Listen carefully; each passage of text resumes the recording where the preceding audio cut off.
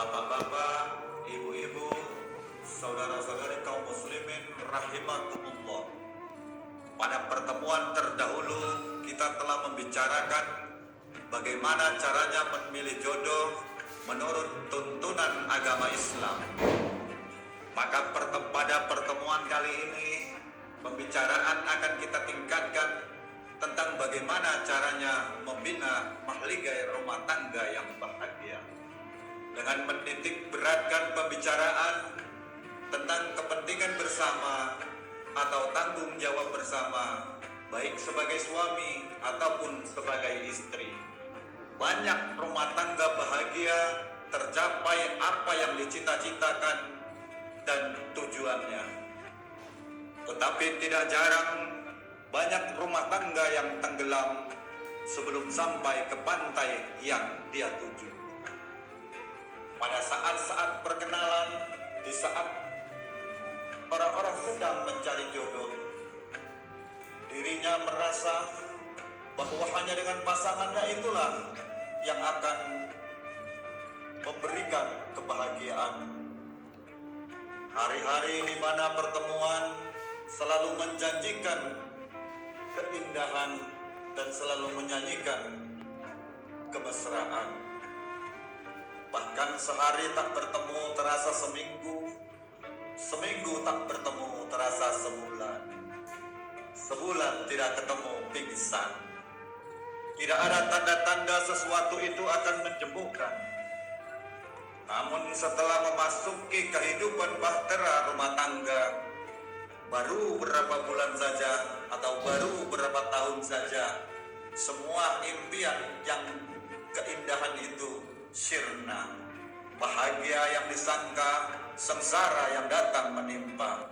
Keindahan yang diharap, malah kemalangan yang tumbuh.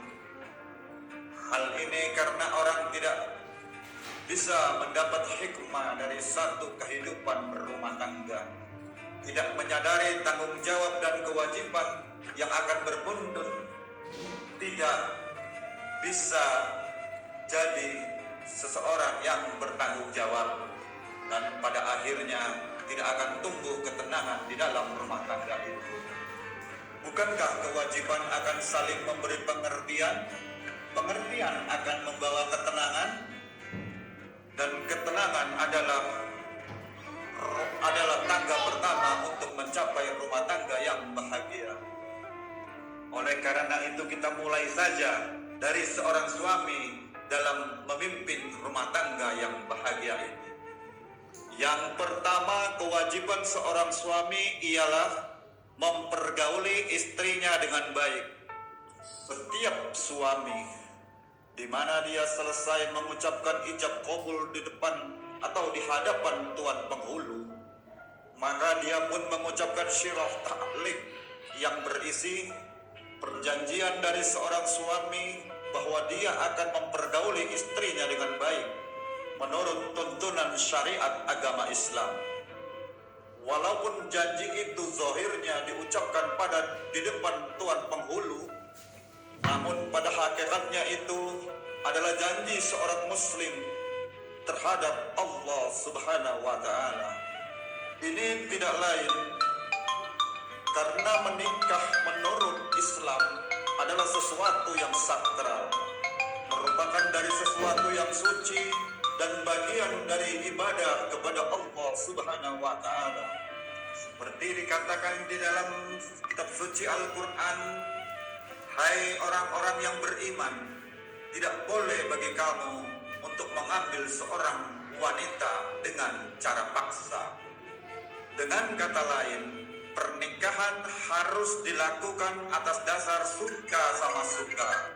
Tidak ada pihak yang terpaksa dan tidak ada pula pihak yang dipaksa. Kita hidup tidak lagi seperti pada zamannya Siti Nurbaya. Walaupun barangkali cinta bisa timbul setelah pernikahan, tapi alangkah baiknya kalau sebelum pernikahan dilakukan dengan cara saling mengenal serta saling memahami latar belakang satu sama lain untuk menimbulkan mudahnya saling pengertian. Dikatakannya di sini, dan jangan engkau mempersulit mereka karena apa yang telah pernah Engkau berikan kepada mereka, kecuali mereka telah nyata-nyata melakukan perbuatan yang keji. Dan pergaulilah istri-istrimu itu dengan baik. Jika engkau merasa tidak suka, bersabarlah. Kaum muslimin rahimakumullah. Jadi kalau sebagai suami kita mau ditaati oleh istri kita, perintahkanlah yang mampu dia kerjakan. Jangan Anda perintahkan di batas luar kemampuan seorang istri. Nah, saudara-saudara, di samping menyangkut rumah tangga, belanja, makan, minum, khusus untuk belanja rumah tangga, seorang suami juga berkewajiban. Bila ada kelebihan rezeki, juga wajib kita membelikan perhiasan kepada istri kita. Karena istri adalah zinatul hayatul dunia. Dia adalah perhiasan hidup di dunia. Jangan merasa berat hati, kan suami yang banting tulang, peras keringat, pulang pagi, berangkat pagi, pulang sore. Mestinya suami dulu dong cukupi pakaiannya. Betul, kelihatannya memang begitu. Tapi jangan lupa, istri adalah bagian dari hidup kita. Baik dia dilihat orang, baik kita disebut orang. Jelek dia dilihat orang, jelek pula kita disebut orang. Istri adalah bagian dari kehidupan kita. Kadang-kadang begini nih, kaum muslimin rahimakumullah ya. Si empo anu ke pasar, kenapa emang? Gua gerang banget liatnya. Masa ke pasar pakai kutan doang? Kata temannya, terang aja, dia itu kan bininya si Miun. Si Miun yang gak tahu apa-apa ikut kesebut-sebut. Istri adalah bagian dari kehidupan kita.